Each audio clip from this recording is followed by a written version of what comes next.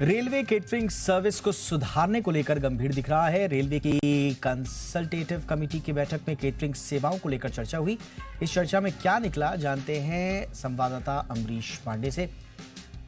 अमरीश, हमने रेलवे की catering service को लेकर पूरी मुहिम चलाई, वेंडर ज्यादा कीमत वसूल रहे थे, उसके बाद मंत्रालय तक पहुंचाई। ऐसे में ये जानना जरूरी है कि आज की बैठक में एग्जैक्टली क्या क्या हुआ। देखिए दीपक, जब हमने खबर चलाई थी तो उसका पहला इम्पैक्ट हमको दिखा था आईआरसीटीसी की तरफ से, जहां उन्होंने एक कमेटी बनाई थी। इसके अलावा कई सारी ऐसी टोलियां बनाकर 10 अलग अलग रूट्स पर अलग अलग ट्रेनों में उनको भेजा भी गया था। इसके साथ साथ जो उनके वेंडर्स हैं उन सबको एक नोटिस भी भेजा गया था कि अगर ऐसी कोई खामी पाई जाती है या फिर ओवर चार्जिंग की दोबारा कोई शिकायत मिलती है तो उन पर सख्त एक्शन लिया जाएगा, यहाँ तक कि उनका लाइसेंस भी कैंसिल किया जा सकता है।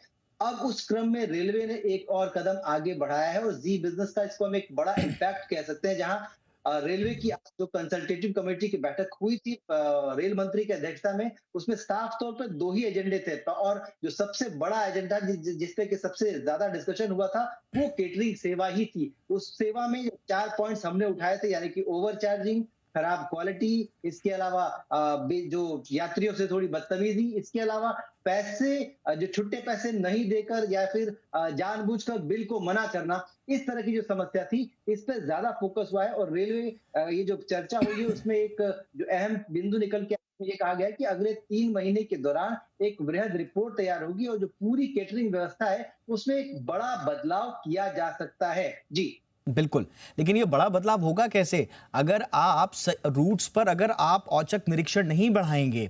जैसा हमारे उस दिन आईआरसीटीसी के अधिकारी भी हमारे साथ जुड़े थे, पूरा तफसील से उन्होंने हमारे सवालों का जवाब भी दिया, हमें ये आश्वस्त भी किया था कि हम आपकी खबर चलाने के बाद इस पर काम करेंगे। अच्छी बात है, रेलवे ने इस पर मीटिंग की है, लेकिन जब तक आप औचक निरीक्षण नहीं बताएंगे, जब तक आप सुओ मोटो संज्ञान में नहीं लेंगे मामलों को, जब तक आप सोशल मीडिया पर जो शिकायतें आ रही हैं, हम लोग जो शिकायतें उठा रहे हैं उनको गंभीरता से नहीं लेंगे, तब तक आपको वस्तु स्थिति का पता कैसे चलेगा। तो इस मॉनिटरिंग को बढ़ाने की कोई बात हुई है?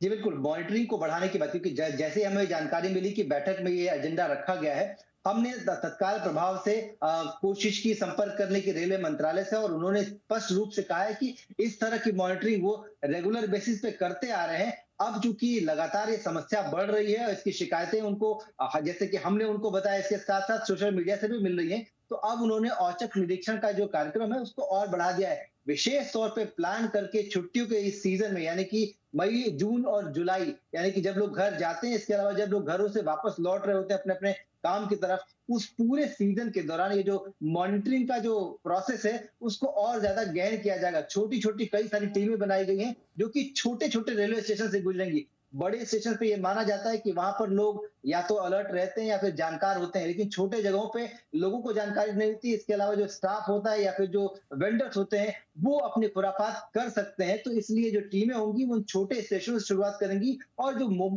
जो बड़े स्टेशन है उनसे पहले के जो छोटे स्टेशन है वहां तक जाके जांच खत्म की जाएगी। तो कुल मिलाकर मॉनिटरिंग बढ़ाने की बात कही गई है साफ तौर पर। इसके साथ साथ एक बड़ा बदलाव इस पूरी प्रक्रिया में होगा ताकि लोगों को साफ सुथरा अच्छा खाना सही कीमत पर मिल सके। बिल्कुल, और हमने आम यात्रियों की आवाज उठाई, हमें बड़ी खुशी है कि इस पर एक्शन भी दिख रहा है। और जिस दिन ये ओवरचार्जिंग का मसला, क्वालिटी का मसला, ग्राहकों यात्रियों से बदतमीजी का मसला जिस दिन पूरी तरह से ठीक हो गया, ये पूरे देश के हित में होगा, रेलवे के हित में होगा, और उस दिन वाकई में असली जो इंसाफ है वो आम यात्रियों को मिलेगा।